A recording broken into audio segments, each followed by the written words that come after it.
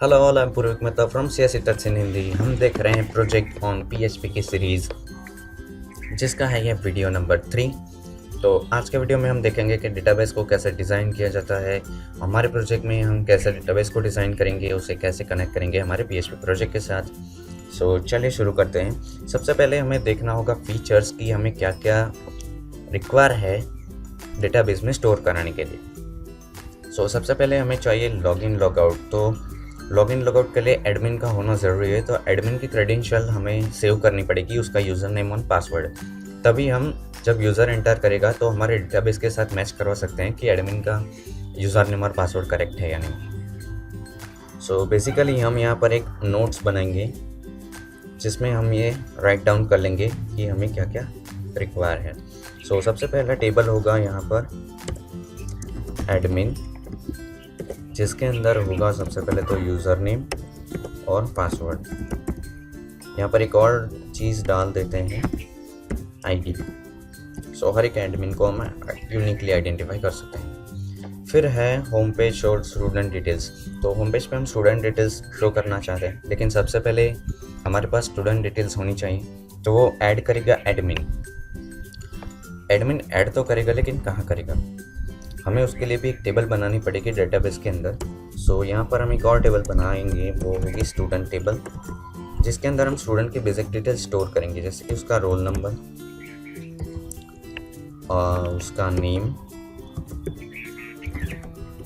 फिर है उसका सिटी और उसका पेरेंट्स का कॉन्टेक्ट नंबर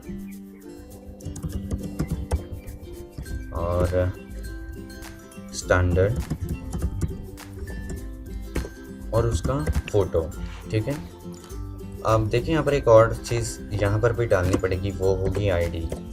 अब देखिए, आप सोचेंगे कि रोल नंबर तो हर एक स्टूडेंट का यूनिक हो सकता है, तो फिर आईडी की क्या ज़रूरत है। बेसिकली हमारे प्रोजेक्ट में होगा ये कि रोल नंबर एक क्लास के अंदर बच्चों का यूनिक होता है। मतलब सपोज़ कोई 3rd स्टैंडर्ड में पढ़ रहा है तो 5th रोल नंबर उसके लिए यूनिक होगा। ठीक है। मतलब 5th स्टैंडर्ड में अगर कोई बच्चा पढ़ रहा है तो 6 रोल नंबर सिर्फ एक ही बच्चे का होगा, लेकिन 5th स्टैंडर्ड के बच्चे में एक रोल नंबर 6 है और 6th स्टैंडर्ड के स्टूडेंट का भी एक रोल नंबर 6 हो सकता है। ऐसा क्यों होगा?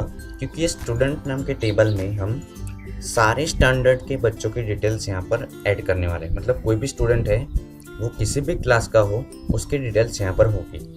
रोल नंबर रिपीटेड हो गए, मतलब 1 से 30 रोल नंबर 1st स्टैंडर्ड में भी हो गए, 2nd स्टैंडर्ड में भी हो गए। यहाँ पर रोल नंबर रिपीट होने वाला है, इसके लिए आप यहाँ पर यूनिक की यहाँ पर नहीं डाल सकते। उसको यूनिकली आइडेंटिफाई करने के लिए हमें आईडी जनरेट करनी पड़ेगी, क्योंकि रोल नंबर और स्टैंडर्ड से हम यूनिकली आइडेंटिफाई कर सकते हैं कि 6th स्टैंडर्ड का ये रोल नंबर है। वरना इतने सारे स्टूडेंट में 4 रोल नंबर कई सारे स्टूडेंट्स का हो सकता है। ठीक है। ये कन्फ्यूज़न मत रखिएगा कि आईडी और रोल नंबर दोनों क्योंकि यहाँ पर यूज़ किया गया हुआ है। अब ये बेसिक सा हमने स्ट्रक्चर बना लिया है, तो इतनी चीज़ हमें ज़रूरत पड़ेगी। फिर अगर ज़्यादा कुछ ज़रूरत पड़ेगी तो हम आगे बना लेंगे, लेकिन ये स्ट्रक्चर बेसिक सा रेडी है। अब हमें डेटाबेस को क्रिएट करना है। उसके लिए हमें जाना पड़ेगा PHP माय एडमिन में। उससे जाने के लिए यहाँ पर वैम सर्वर में जाके आप PHP माय एडमिन पे क्लिक कर दीजिए। ब्राउज़र में आपका PHP माय एडमिन ओपन हो जाएगा। यहाँ पर आपको डेटाबेस न्यू क्रिएट करने के लिए यहाँ पर क्लिक करना होगा न्यू पे। डेटाबेस का नाम हम देंगे student management system SMS। Create करेंगे इस डेटाबेस को, तो डेटाबेस हैज़ बिन क्रिएटेड। अब यहाँ पर SMS पे आप क्लिक करेंगे तो आपको पूछेगा कि कौन सी टेबल क्रिएट करनी है। हमारे नोट्स के मुताबिक पहली टेबल होगी एडमिन, जिसमें हमें 3 रो चाहिए, जिसमें पहला होगा आईडी, जिसकी टाइप होगी इंटीजर। प्राइमरी की हम असाइन करेंगे और ऑटो इंक्रीमेंट, मतलब आईडी हर एक के लिए ऑटो इंक्रीमेंट होती जाएगी। फिर होगा user name and password. User name होगा varchar, पासवर्ड भी होगा varchar, और दोनों की लेंथ हम दे देंगे 50-50, मतलब 50 कैरेक्टर से ज़्यादा यूज़र नेम नहीं होगा स्टोर। सेव करते हैं इसे। हमारा एक टेबल बन चुका है एडमिन। दूसरा बनाना है स्टूडेंट के लिए। सो स्टूडेंट के लिए हमने यहाँ पर एसएमएस के अंदर न्यू पे क्लिक किया और यहाँ पर टेबल का नाम दे दिया स्टूडेंट। पहले होगा यहाँ पर फिल आईडी, फिर यहाँ पर देखिए दूसरा है यूज़र नेम और रोल नंबर, नेम और सिटी। सो रोल नंबर, फिर है नेम, सिटी, यहाँ पर से और 3 कॉलम्स ऐड कर देते हैं नीचे।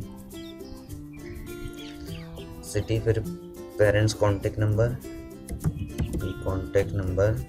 फिर है स्टैंडर्ड और इमेज।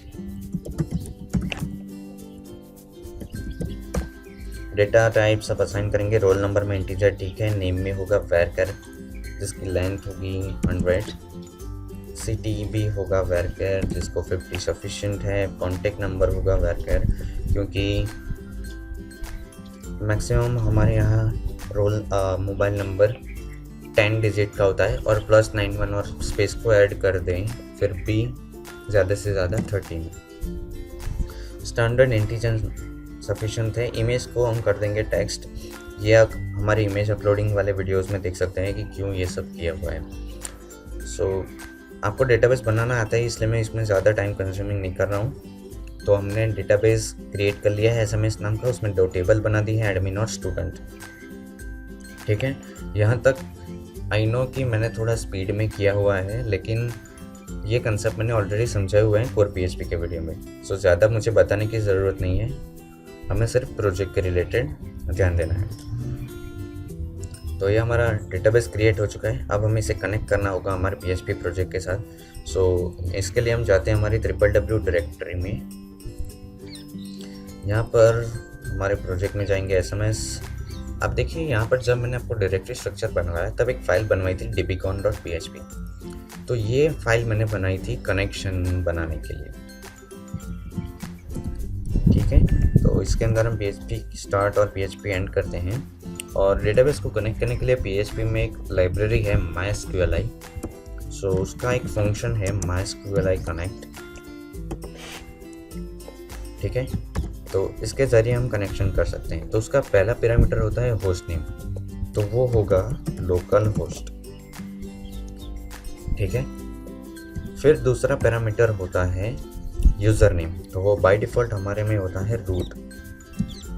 अगर आपने कोई चेंज नहीं किया है तो पासवर्ड भी बाय डिफ़ॉल्ट ब्लैंक होता है। अगर आपने नहीं डाला है तो ब्लैंक ही होगा। अगर आपने सेट किया हुआ है अपने डेटाबेस में तो आप वो पासवर्ड यहाँ पर लिख सकते हैं। फिर होगा डेटाबेस का नाम, तो वो है हमारे पास एसएमएस। तो ये कनेक्शन बन चुका है। इसे हम स्टोर कर देंगे कोई वेरिएबल के अंदर ताकि हम बार बार इसे यूज़ कर सकें। तो एक वेरिएबल बनाया $con नाम का, उसमें हमने MySQLi कनेक्ट का जो कनेक्शन है उसे स्टोर कर दिया। अब हम चेक करेंगे इफ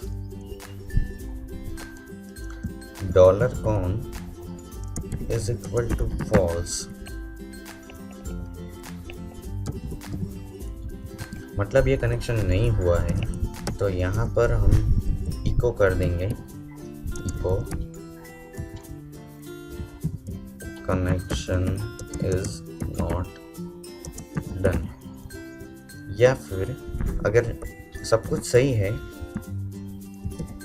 तो यहाँ पर हम इको कर देंगे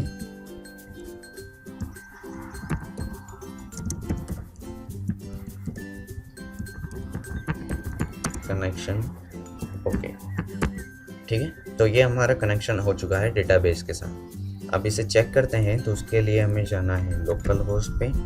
हमारा प्रोजेक्ट है एसएमएस, तो ये हमारा प्रोजेक्ट ओपन हो चुका। अब इसके अंदर हमारी फाइल है dbcon.php। आप देख सकते हैं यहाँ पर लिखा रहा है कनेक्शन ओके, मतलब हमारा कनेक्शन हो चुका है डेटाबेस के साथ। इस वीडियो में हमने देखा कि कनेक्शन कैसे करते हैं। अब ये एल्स वाले पार्ट को हम यहाँ से हटा देंगे क्योंकि ये हर बार फिर कनेक्शन होके प्रिंट करता रहेगा जब भी हम डेटाबेस को यूज़ करें।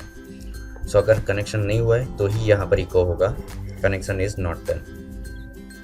तो आज के वीडियो में हमने डेटाबेस क्रिएट किया, टेबल क्रिएट की और डेटाबेस को कनेक्ट किया हमारे PHP प्रोजेक्ट के साथ।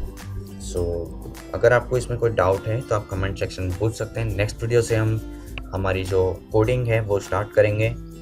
और कोई भी डाउट्स होता है कमेंट सेक्शन में पूछ सकते हैं।